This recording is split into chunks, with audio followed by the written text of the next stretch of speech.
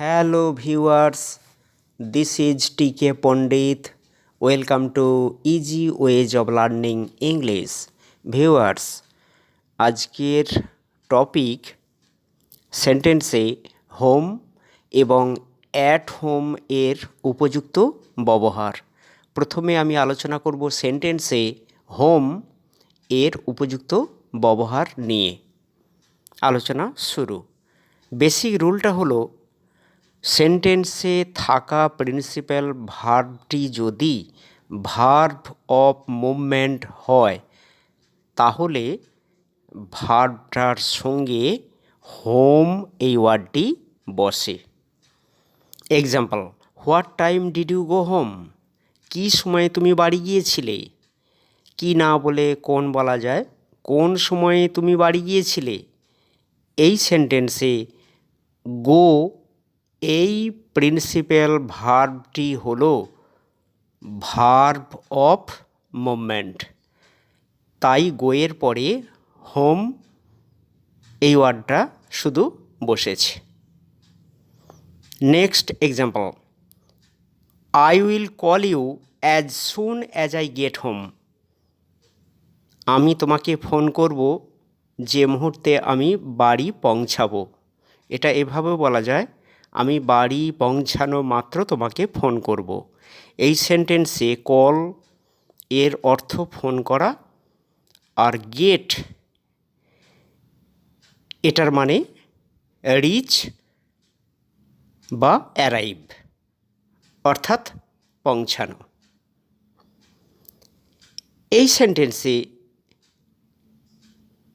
Gate এই principal ভার্বটি verb of movement, তাই গেটের পরে কেবলমাত্র হোম এই ওয়ার্ডটি বসেছে। পরের আলোচনা,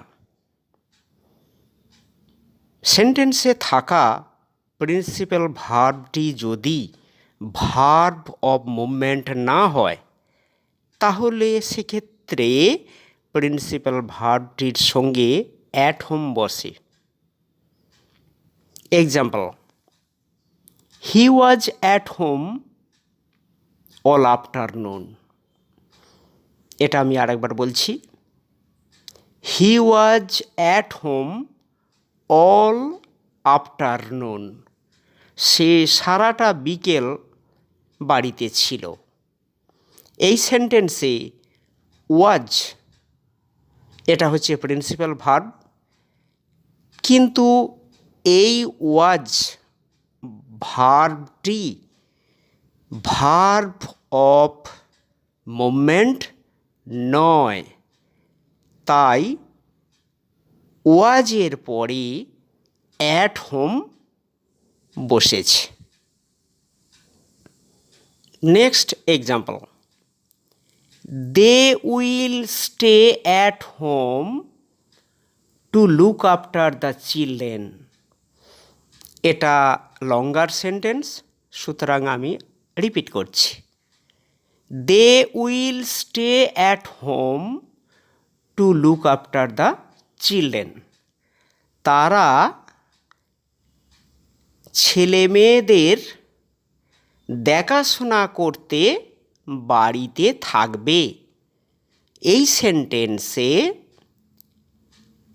স্টে হচ্ছে প্রিন্সিপাল ভার্ব এবং এটা ভার্ব অফ মুভমেন্ট নয়, তাই স্টে এই ভার্বটির পরে অ্যাট হোম এটা ব্যবহার করা হয়েছে।